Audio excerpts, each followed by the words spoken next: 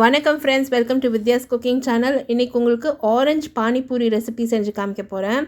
இது ரொம்ப சூப்பராக இருக்கும் ஃப்ரெண்ட்ஸ். எஸ்பெஷலி இந்த சம்மர் சீசனுக்கெல்லாம் ஆரஞ்சு ரொம்ப ரிஃப்ரெஷிங், ரொம்ப நல்லாயிருக்கும்.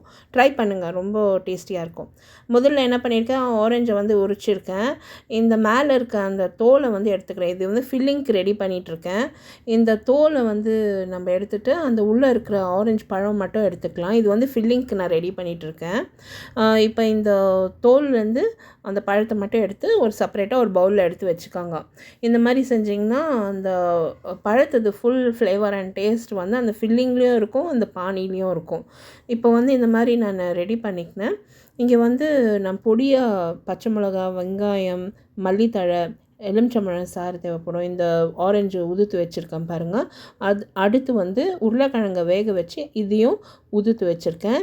இங்கே சாட் மசாலா தூள், மிளகுத்தூள், சீரகத்தூள், மிளகாய்த்தூள், உப்பு, கொஞ்சமாக சர்க்கரை சேர்த்துருக்கேன்.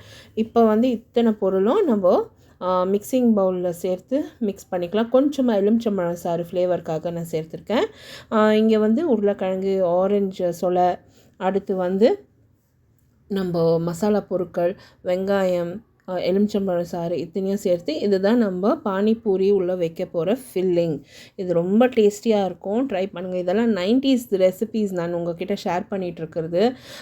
நம்ம ஸ்கூலுக்கு போயிட்டு இருந்தப்போ இந்த மாதிரி டிஷ்ஷஸ் வந்து நாங்கள் வீட்டில் ட்ரை பண்ணுவோம். ஸோ அப்போது எக்ஸ்பெரிமெண்ட்ஸே ஒரு மாதிரி நல்லா ஃபன்னாக இருந்தது.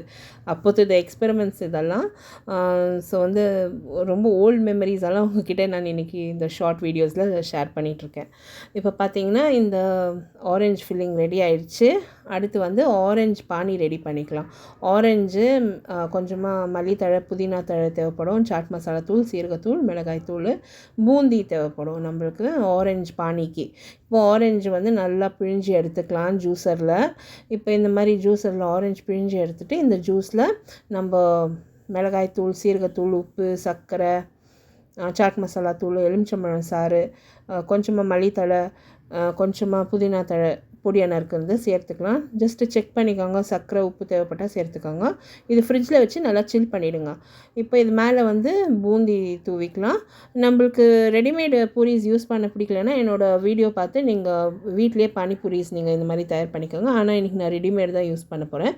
இந்த ஆரஞ்சு பானியை வந்து சர்விங் கிளாஸில் போட்டுட்டு கொஞ்சம் அது மேலே பூந்தி தூவியிருக்கேன். இந்த பானிபூரி உள்ள சென்டரில் இந்த ஃபில்லிங் உருளைக்கிழங்கு, இந்த ஆரஞ்சு ஃபில்லிங்கை நிரப்பிட்டு அதில் கூட பூந்தி சேர்த்துருக்கேன். அவ்வளோதாங்க. இது சிம்பிளாக நம்ம சர்வ் பண்ணிட்டா ஆரஞ்சு பானிபூரி ரெடி. இந்த வீடியோ ரெசிபி நீங்கள் பார்த்து என்ஜாய் பண்ணிங்கன்னா மறக்காமல் லைக், கமெண்ட் அண்ட் சப்ஸ்கிரைப் பண்ணுங்கள். அடுத்த வீடியோவில் சந்திக்கிறேன். தேங்க்ஸ் ஃபார் வாட்சிங். பை.